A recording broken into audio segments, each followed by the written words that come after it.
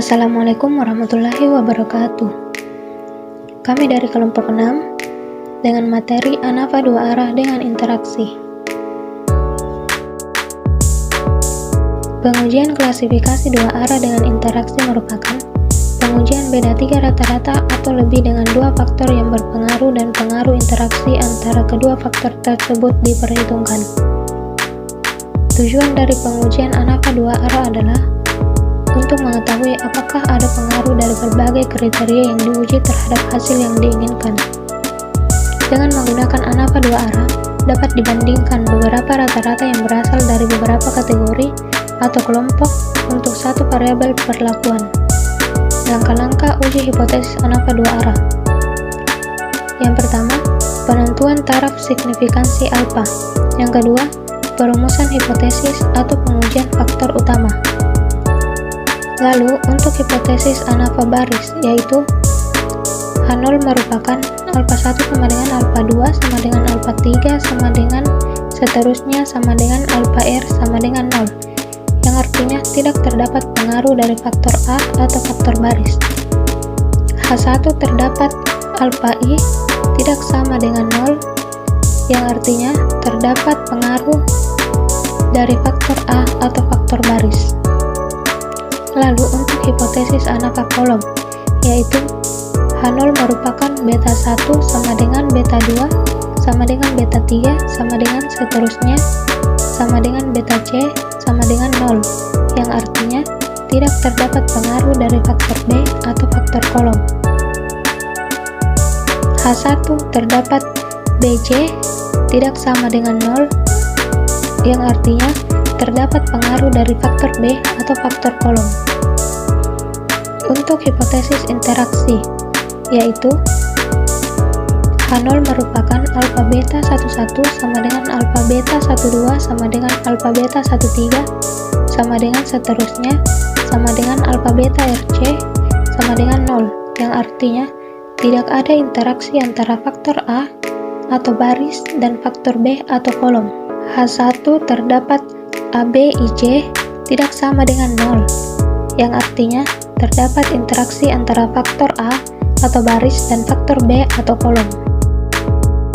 Oke teman-teman, selanjutnya itu ada rumus uji tabel ANAFA. Nah, dapat dilihat dari sini rumusnya itu seperti ini. Selanjutnya itu statistik uji tabel ANAFA.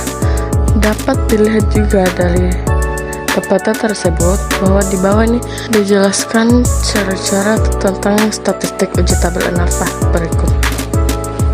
Nah, keterangannya yaitu X merupakan nilai hasil pengamatan, R menyatakan banyaknya jumlah level atau perlakuan untuk faktor A atau faktor baris, C menyatakan banyaknya jumlah level atau perlakuan untuk faktor B atau faktor kolom, TRI menyatakan total nilai variabel pada faktor baris ke I, TCJ merupakan total nilai variabel pada faktor kolom ke J.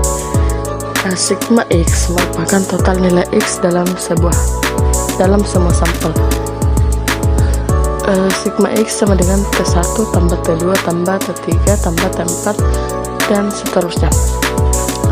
Sigma X pangkat 2 merupakan total kuadrat nilai X dalam semua sampel.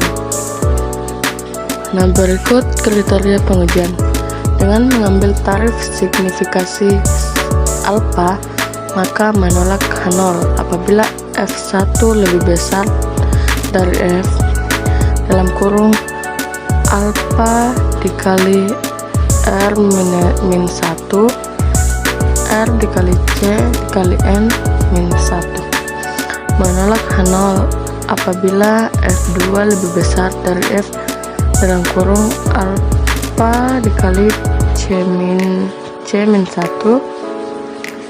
R kali C kali N min 1. Menolak H0 apabila F3 lebih besar dari F alfa R min 1 C1 R dikali C kali N min 1. Selanjutnya kita masuk ke contoh soal. Seorang peneliti ingin mengetahui pengaruh jenis pelatihan, faktor A online dan offline, dan durasi pelatihan faktor B 3 jam dan 5 jam terhadap skor hasil ujian variabel dependen. Data diambil dari 50 peserta dengan pembagian kelompok sebagai berikut. Faktor A online atau offline, faktor B 3 jam atau 5 jam. Langkah penyelesaian soal. Langkah pertama, untuk menganalisis pengaruh jenis pelatihan dan durasi pelatihan terhadap skor hasil ujian, kita dapat menggunakan uji ANOVA atau Analysis of Variance.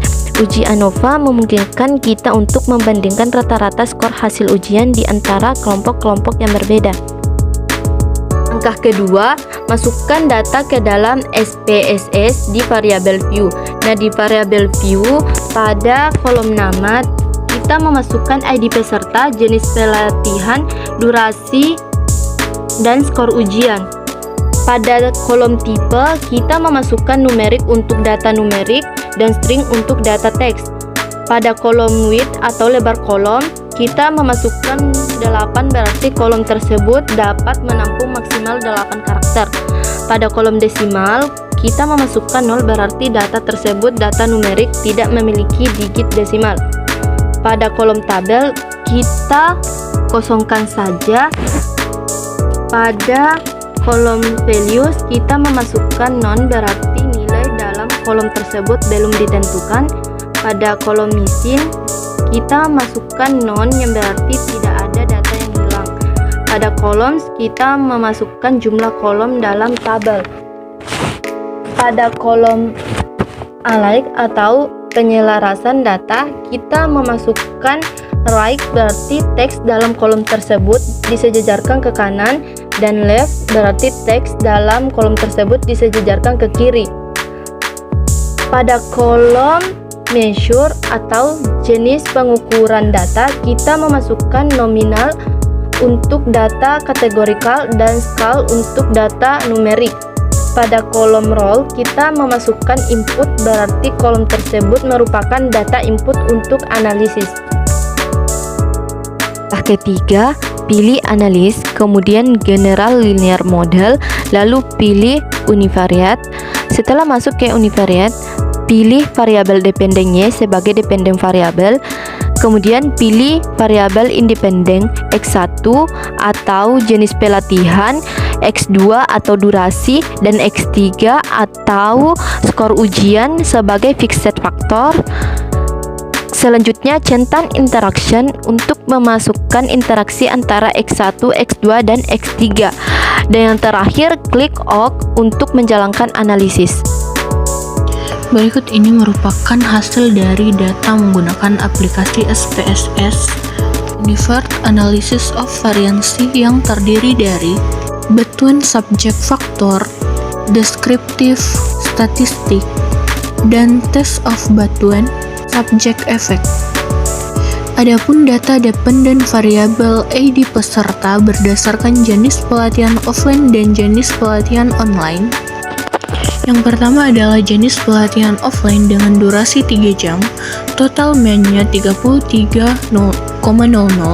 standar deviasinya 4472, dan total n-nya ialah 15, dan durasi 5 jam dengan total man-nya 38,00, standar deviasinya 7360 dengan total n sama dengan 25. Yang kedua adalah jenis pelatihan online dengan durasi 3 jam, jumlah man-nya 5,50, standar deviasinya dengan jumlah 3028 dan nilai n-nya 10. Begitupun durasi 5 jam dengan man 13,00, standar deviasinya 7620 dan nilai n-nya sama dengan 25. Berdasarkan tabel tersebut, terlihat bahwa beberapa variabel memiliki nilai P yang kurang dari 0,05. Yang pertama adalah jenis pelatihan, di mana ini menunjukkan bahwa ada perbedaan signifikan dalam variabel dependen berdasarkan jenis pelatihan yang diberikan. Yang kedua adalah durasi, ini menunjukkan bahwa durasi juga memiliki pengaruh signifikan terhadap variabel dependen. Yang ketiga adalah interaksi antara jenis pelatihan dan durasi, di mana interaksi ini juga signifikan, yang berarti efek dari jenis pelatihan bergantung pada durasi atau sebaliknya. Variabel lain seperti skor ujian dan beberapa interaksi lainnya memiliki nilai P yang lebih besar dari 0,05, yang berarti tidak ada bukti yang cukup untuk menyimpulkan adanya perbedaan signifikan berdasarkan variabel-variabel tersebut.